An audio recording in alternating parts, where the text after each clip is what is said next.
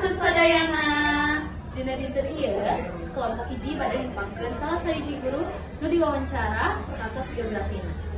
Sepanjang abdi Nadia Sofia Putri di kelas 11 opat nomor absen 27. Abdi anu bakal memberikan jawaban-jawaban di narasumber di kelompok hiji.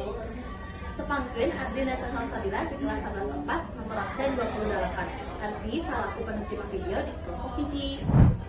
Tepangkeun nami abdi Syaurelian Nuril Prabowo absen 30 hiji abdi salaku pawawancara. Tepangkeun abdi Ignacia Atanti Aliana Anabel absen 12 abdi salaku pawawancara. Tepangkeun Mas Abdi Chelsea Mila Kanisa nomor absen 7 abdi salaku kameramen di kelompok hiji. Tepangkeun nami abdi Cerita Angelina nomor absen 18 abdi salaku editor di kelompok hiji. Wilujeng nonton. Janten dinten ieu kelompok hiji bade nepangkeun salah sahiji guru nu bade diwawancara perkantos biografina. Biasa Bapak? Biasa. Nggak apa-apa kan? Nggak apa-apa. Saha nami Bapak sareng nenehna? Eli Sak Supriyato. Ari nenehna nickname. Nama panggilan. Eli. Eli. Oh. Walaupun bisa juga karena nama asli saya Elisa, di rumah itu ada beberapa tempat di gereja itu namanya panggilnya Elisa, Pak Elisa atau Om Elisa. Di mana sareng tanggal sabaraha gumelarna? Oke. Ini tanggal lahir ya? Oke. Saya lahir di kota Kediri, kota kecil, tanggal 8 Juni tahun 1971. Udah kolokna nih. Oh iya. Ari ayeuna di mana bumi Bapak? Sekarang saya tinggal di Cimahi, di perumahan Nusa Hijau, Parme, Blok C nomor 5. Waduh. Cimahi. Bumi Bapak aya sabaraha dulurna sareng putra kasabaraha? Oke. Saudara saya ada 6. Saya paling kecil, nomor 6. Lakinya 4, dengan saya perempuannya 2. Anak 1 perempuan. Udah kuliah. Ayeuna prestasi naon anu tos kahontal salami Bapak ngajar di Semansa atau di luar Semansa? Tiada disebatkeun? Biasa disebatkeun sareng tanggalna? Prestasi. Iya. Selama Bapak di Semansa atau di luar Semansa. Boleh dijelasin juga tanggalnya. Oh, maksudnya prestasi sebagai guru? Iya.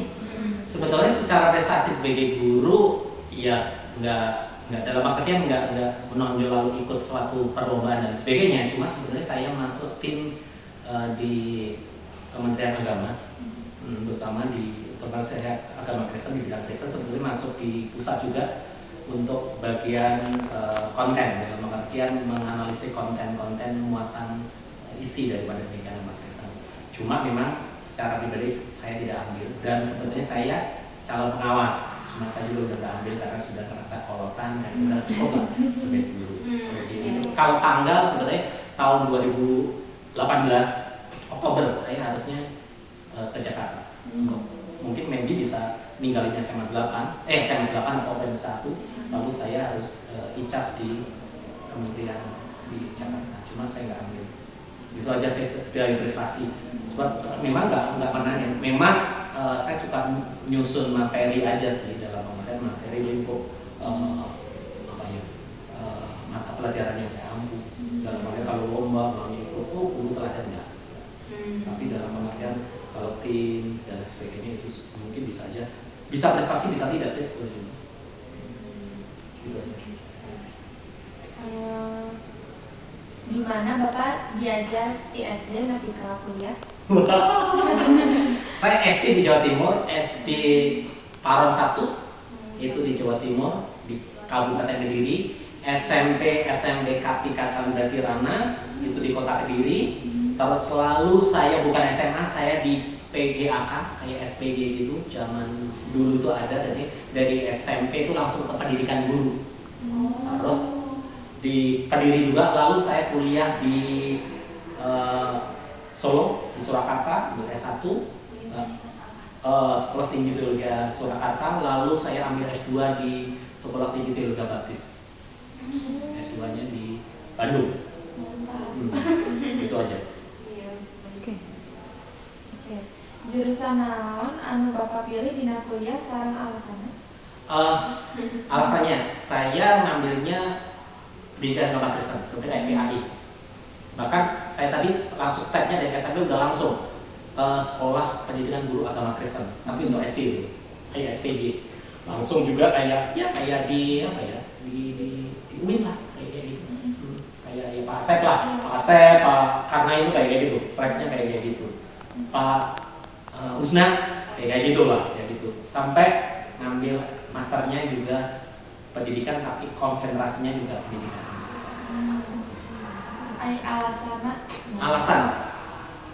Alasan sebetulnya bisa juga religi, bahwa hidup ini bukan sekedar untuk something, untuk nyari sesuatu yang ini juga pengen berbagi, lalu berhubungan dengan religi sih, dengan keyakinan. Hidup ini kan nggak selamanya dari dunia, tapi setelah itu kan akan pada semua orang nggak ada pilihan, tapi akan bawa kematian. Dan sana aja sih. Tapi sebetulnya juga kalau boleh milih, saya sebetulnya interest banget di dunia pertanian. Sebenarnya dulu pengennya kayak di seluruh pertanian. Bahkan sampai detik ini pun saya suka nanam, di rumah tuh banyak tanaman, sayur dan sebagainya. Cuma kayak sebenarnya panggilan hati aja sih sebenarnya. Alasannya itu panggilan kayaknya itu sih. Sebab banyak ditentang juga sebetulnya. Sebab kayaknya dulu juga ada nggak masa depannya kayak gitu juga. Serius kayak ada masa depannya enggak sih kayak gitu kan. Terlebih maaf ya, kan minor ya. Di Indonesia, kecuali saya di Indonesia Timur, di Manado, di Ambon, di Sumatera, mungkin maybe bisa aja itu bisa terpakai ini. Waktu itu saya di Jawa Timur, ya, itu aja. Walaupun ya alhamdulillah gitu kan, saya bisa jadi pegawai negeri juga. Sampai detik ini saya sama dengan Pak Main dan Pak Asep sih, satu kantor sebetulnya kalau boleh dikatakan. Satu kantor. Cuman beda ini. Iya, satu kantor saya dengan urusan bahkan Pak Asep kadang minta banyak hal. Tahu nggak ini dari sini? Pak Asep satu kantor. Satu kantor beneran satu kantor. Satu kantor.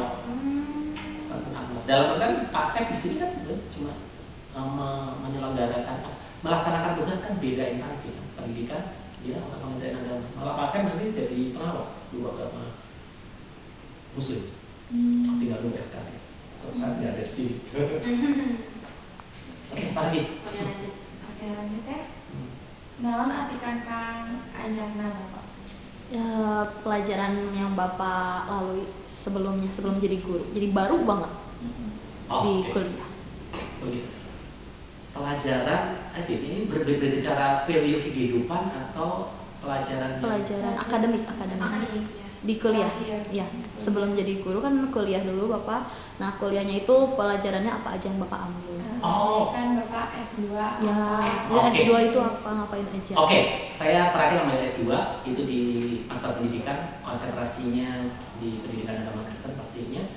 Yang saya ambil banyak sih tentang perkembangan pendidikan, terus tentang sebenarnya ada induknya juga perubahan-perubahan kurikulum, terus sama penerapan tentang penanganan pendidikan sih sebenarnya, implementasi terhadap penanganan anak di sekolah. Berarti pendidikan in general gitu ya? Iya, secara khusus ya sebenarnya mata kuliahnya pasti banyak sih sampai terakhir banyak ya, itu salah satunya. Kedua ya pasti berhubungan dengan kekristenan sih, value kekristenan yang harusnya diajarkan lah harusnya ke siswa itu apa sih gitu, kayak tracknya, kayak pencapaiannya harusnya yang didapat itu apa, bukan sekedar teori dan sebagainya gitu, sama filsafat pendidikan. Bapak tahun sabaraha ngajar di Semansa, terus aya sekolah lain anu Bapak ajar? Saya mulai ngajar di SMA 1 atau Semansa itu tahun 2018 bulan Juli. Saya sebelumnya ngajar lama di SMA 8 sampai saat ini dari tahun 2004 di SMA 8, terus pernah ngajar di Sekolah Pelita Bangsa dari tahun 2007 sampai tahun 2018, terus di Sekolah Kabalia dari tahun 2006 sampai 2007. Udah, setelah itu saya di luar pulau. Wow. Bukan di pendidikan tapi. Oh, luar Saya pulau. di LSM, penanganan orang-orang miskin, orang-orang terbelakang untuk ngasih penyuluhan lah. Saya dulu suka di LSM, di keliling di Sulawesi lah. Saya itu sebetulnya. Bukan di pendidikan. Setelah saya kuliah, tidak terjun langsung di pendidikan, jadi guru, tapi terjun di bidang sosial. Itu masuk baru bulannya tahun 2000-an. 2000-an udah mulai ngajar juga, mulai ngajar di SMA 8. SMA 8. SMA pertamanya SMA 8. Sebetulnya juga SMK Telkom, Sandi Putra. Pernah ngajar di di Swadaya, pernah ngajar di Gamaliel. Banyak juga ya. Keren. Oke, lanjut. Aya tips atau salah sahiji keunikan Bapak dina ngajar murid-murid di semasa teh? Kalau saya uniknya tuh saya nganggep apa ya, hubungan murid dan guru itu kayak teman. Saya cuma untuk memperlakukan murid itu bukan sekedar murid tapi kayak teman. Kalau perlu juga bisa anggap saya sebagai sahabatnya. Kalau perlu memang dia bisa percaya banyak sisi. Kalau memang bisa diskusikan, kita akan diskusikan apapun. Ini saya nggak memperlakukan sesuatu sebetulnya bukan sesuatu oke nih guru itu harus punya otoritas penuh tuh enggak. Ya, tapi saya coba untuk menempatkan diri sebagai teman, bisa sahabat, curhat apapun. Itu sih kalau ngajar. Kayaknya gitu sih, saya juga bisa apapun, saya sebenarnya nongkrong juga bisa sama mereka. Iya, saya nongkrong pun bisa. Gitu. Oke, aya strategi naon anu dianggo pikeun nganggota cita-cita?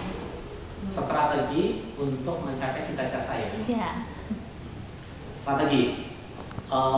Saya sebenarnya dilahirkan dari keluarga yang berada tidak. Keluarga saya benar-benar orang tua SD nggak lulus. Saudara saya itu SMP 1, SMA 1 dan saya lainnya SD dan dari keluarga petani.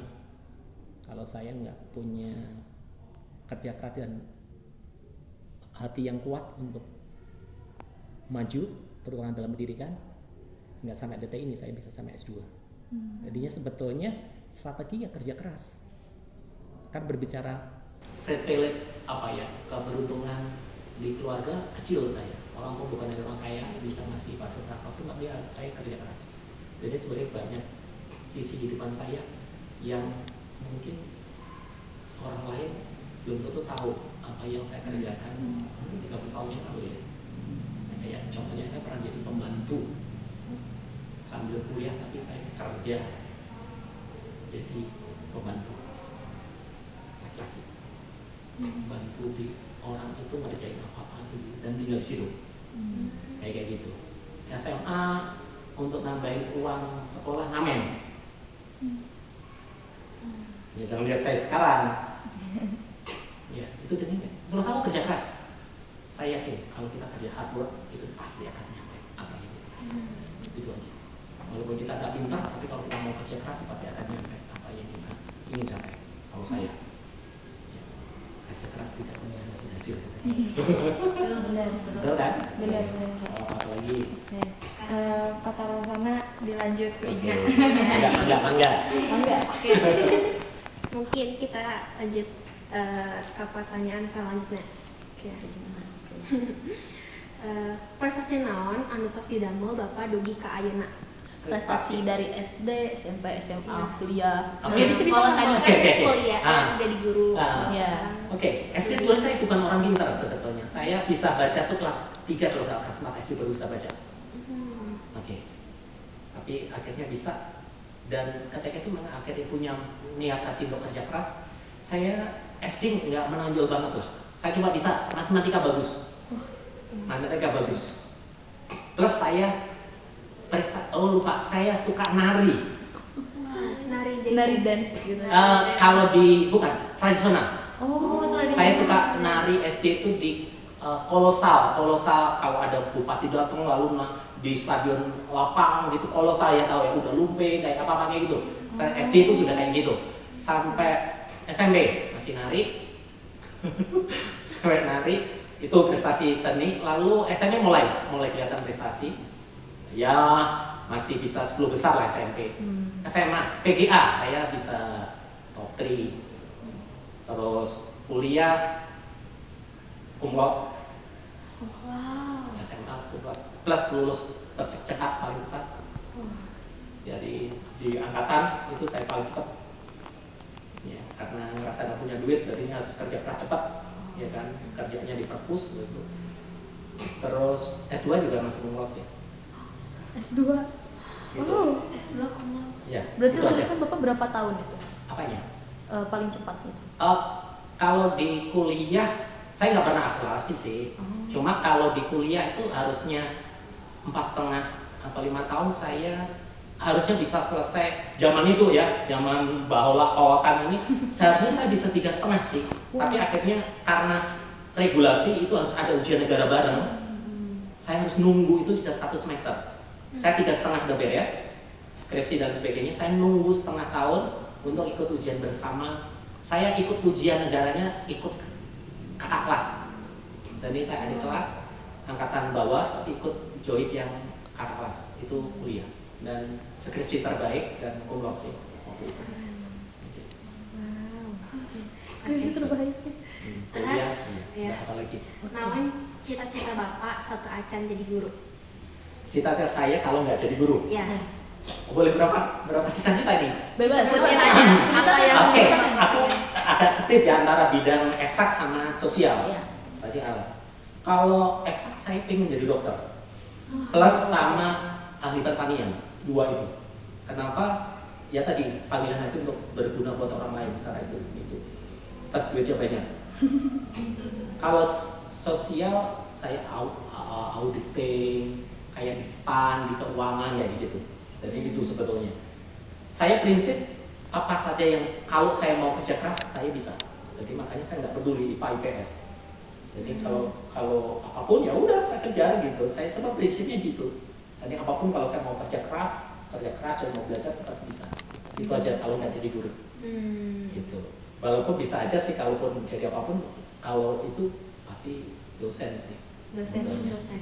Sebetulnya saat ini juga sempat untuk alih dosen cuma enggak lah.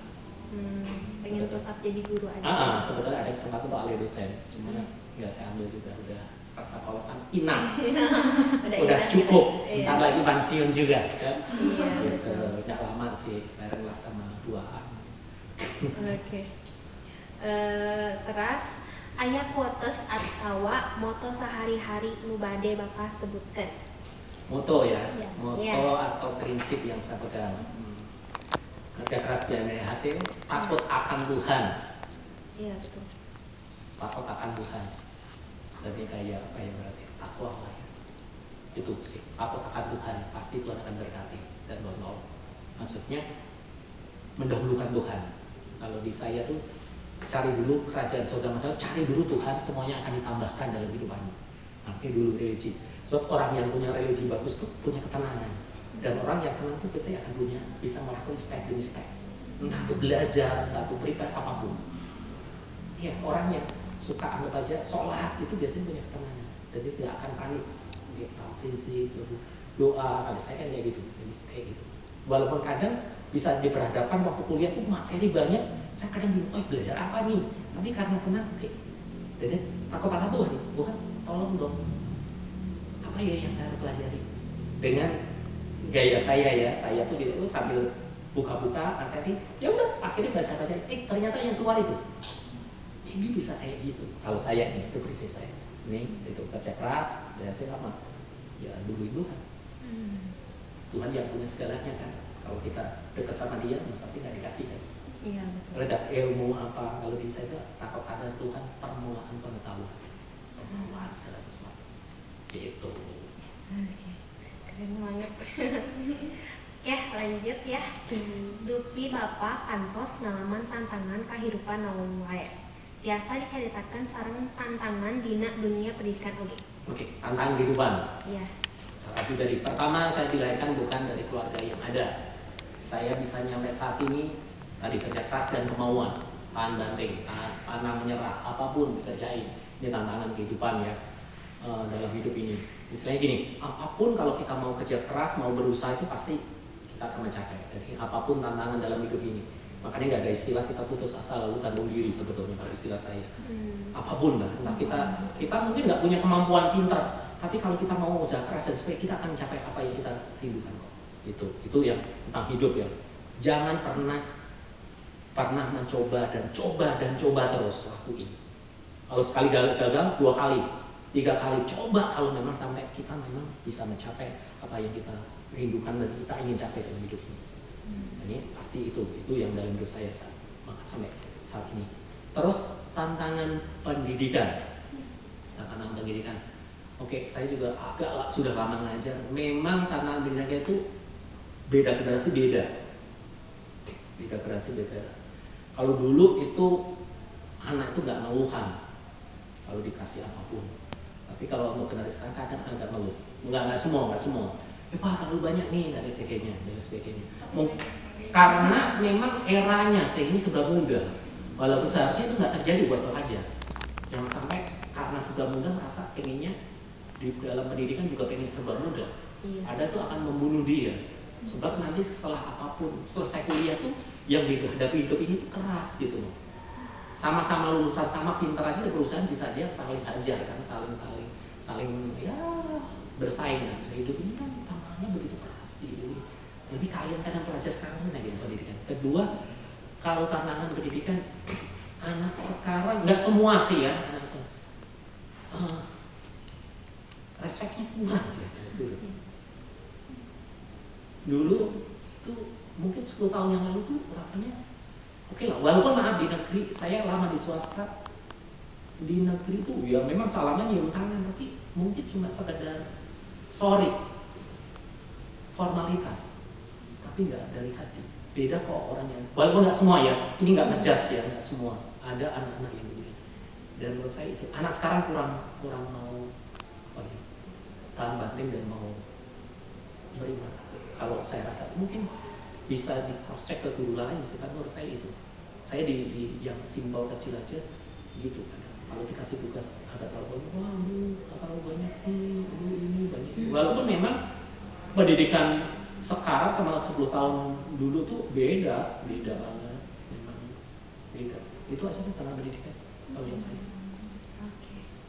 Jadi ini ya, jadi tantangan lumayan. Jadi bagaimana Bapak bisa menyelesaikan? Iya, menghadapi anak lah menurut saya ya memang walaupun tarik ulur sih ya. Kalau saya tuh bagaimana menyiasati, saya bagaimana yang esensi, mana yang harus diberikan, mana yang enggak sih, supaya mangkas supaya enggak terlalu beban banyak. Sebab anak juga sekarang kan mata pelajaran juga begitu banyak, enggak kayak dulu kan. Sekarang itu mata pelajaran juga banyak gitu. Ya itu seharusnya mudah-mudahan guru lain juga gitu sih. Maksudnya mana yang esensi, mana enggak sekedar penting tugas supaya ada nilai tugas. Buat saya enggak sih kalau buat saya. Ini saya personal ya, jangan sampai nanti di compare sama guru lain. Saya bisa diserbu sama. Iya, bisa. Oke, lanjut. Bapak menandakan solusi ieu satos konsultasi kanu sanes atau tinggal lira. Ya, jadi kayak Bapak menceritakan kepada teman atau ke keluarga dulu, atau Bapak menemukan solusi itu sendiri. Ya. Oke. Mungkin bisa aja sendiri, bisa aja pasti akan di 10 orang lain dalam hidup ini. Jadi kan berbagai tantangan atau persoalan dalam hidup kan. Ya kan? Bisa aja saya diskusi sama istri, sama bahkan bisa aja sama mungkin murid. Kalau memang berhubungan dengan hal-hal kekinian, saya bisa nanya ke murid. Nggak masalah buat saya nanya banyak sisi hal-hal tertentu ke murid, malahan saya bahkan banyak mendapat input saya dari murid. Untuk murid ya, murid sekarang ini banyak sisi saya bahkan entah itu muridnya tahu atau enggak, saya nanya padahal itu untuk solusi saya bisa saya pakai itu. Jadi bisa dari mana-mana sih, ke teman guru atau apa, teman sejawat atau teman senior, orang lebih mengerti. Kalau saya itu berbagai macam sumber sih bisa aja nge-create pada sisi tertentu untuk kayak gini. Saya tipe kayak gitu, kadang mikir saya, kayaknya pasti kayak gitu. Itu sih kalau menghadapi tantangan hidup atau permasalahan yang saya hadapi. Jadi tetap juga konsultasi sama orang yang dipercaya gitu. Iya, mau percaya. Terutama hal yang rahasia pastilah. Iya Iya sih. kan, harus orang yang bisa keep biar nggak bocor. Iya, betul. Oke. Terus numutkeun Bapak naon keunggulan serta kelemahan Bapak. Ini agak pribadi juga sih. Keunggulan dan kelemahan. Mm-mm. Keunggulan mungkin saya bisa kerja keras, apapun tuh saya akan jambanin lah dalam, kalau nggak bisa ini punya prinsip kerja keras. Kedua, saya itu gampang juga gaul sih. Saya itu sebetulnya saat ini walaupun saya 50 sekian sih, saya gaul sama siapapun saya sebetulnya. Dari anak SD, anak TK, saya bisa aja sih kalau ketemu itu keunggulan. Kelemahan, saya ada gampang bisa mencari kelemahan. kelemahan untuk sekarang ini ya mungkin sudah nggak terlalu bisa fight. Mungkin karena usia sudah ada titik zona nyaman. Makanya saya banyak hal yang nggak saya ambil untuk berbicara prestasi dan sebagainya, nggak terlalu berambisius. Itu kelemahan. Kedua, di pelajaran bahasa saya sebetulnya bahasa Inggris saya lemah. Baru saya S2. Kalau enggak saya sudah di Australia, mungkin di Amerika. Kesempatan tuh ada. Iya betul. Serius, kesempatan ada. Tapi saya ngerasa itu, makanya saya pesen untuk anak-anak sekarang bahasa udah wajib apapun, terutama Inggris itu wajib. Karena saya idealis kan, waktu itu saya harus ke Australia, walaupun suruh belajar bahasa, saya nggak mau. Saya harus ada di sana dan langsung running kuliah. Saya nggak mau. Itu aja. Idealis itu terkadang nggak tepat. Itu lemah, saya bahasa nggak lemah sampai detik ini, walaupun saya S2 juga Inggrisnya agak ngaco. Bisa sih, tahu dikit-dikit, tapi nggak expert. Apalagi di bidang apa ya, makanya agak susah sih kelemahan di bidang apa ya, mungkin agak lebih spesifik, mungkin hanya kelemahan apa gitu. Kelemahan kayak misal dalam tantangan sehari-hari, entah itu overthinking atau jadi lebih Iya betul. Saya sebetulnya orangnya agak panik sebetulnya dalam hadapi segala sesuatu. Kalau bisa, kalau ada masalah langsung, kalau bisa langsung cepat beres, nggak mau ditunda. Makanya kalau saya masalah, kalau bisa selesaikan hari ini. Saya agak nggak bisa untuk di apa ya. Walaupun saya tipe orang yang pengen cepat selesai dan secara benar, tapi biasanya padahal kadang perlu juga, kadang nendap kan, kadang break dulu kayak gitu. Tapi kalau saya nggak, kalau misalnya ini apa gitu. Plus saya itu nggak bisa mepet segala sesuatu. Mendadak itu nggak bisa. Saya tipe orang yang sangat prepare gitu. Apapun, pergi ketemu orang, nggak mau telat kayak gitu. Apapun itu sebenarnya kelemahan juga sih sebetulnya itu. Kalau menurut saya, kadang kita juga bisa agak slow dalam hidupnya, agak pelan. Itu. Apalagi mungkin yang bisa mancing saya. Nah, lanjut aja Bapak. Udah segitu aja. Ya. Terus naon hobi Bapak teh? Hobi saya olahraga itu sepeda, renang. Ya, sepeda, renang, badminton. Walaupun sekarang udah enggak karena udah usia. Apalagi jalan kaki. Ya, renang, jalan kaki, renang masih, sepedahan masih dikit-dikit. Apalagi tanaman. Itu saya jadi hobi.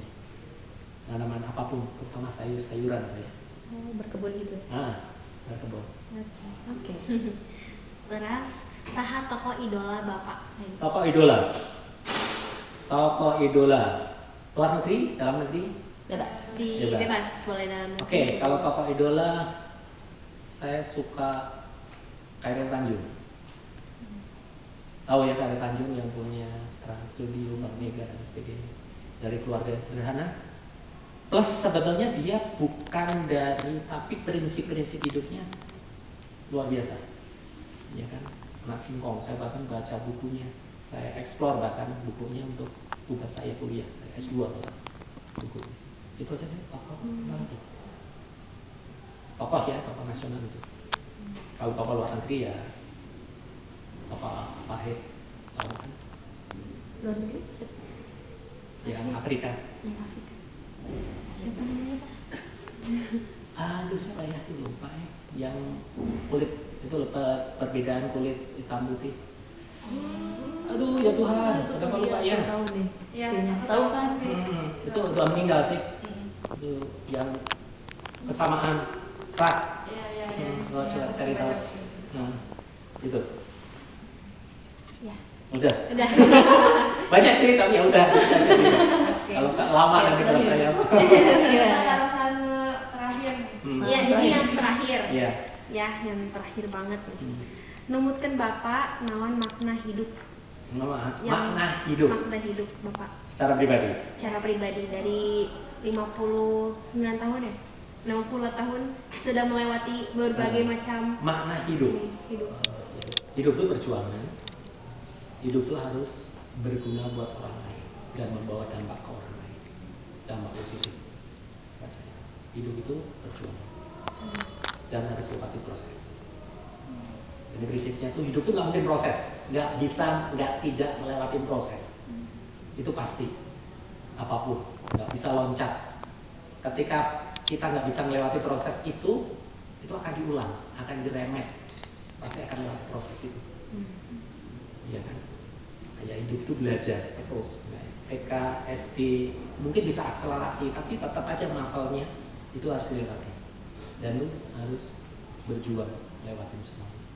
Dan hidup ini tidak sekedar untuk diri sendiri, tapi juga harus bisa bermanfaat buat orang lain. Kalau saya siapapun, nggak bedain apa ya suku agama apapun, itu harus bermanfaat buat orang lain. Itu aja. Oke. Yes. Oke, terima kasih. Saya mudah-mudahan bermanfaat. Saya nggak tahu apa yang bagus atau tidak. Oke, pas juga saya harus absen dulu. Ya, saya absen dulu pakai ini. Oke. Siap Bapak. Udah ya? Udah. Terima kasih Bapak. Nanti aku bilang Mas Andri, nomornya harus bagus ya. Enggak boleh dong.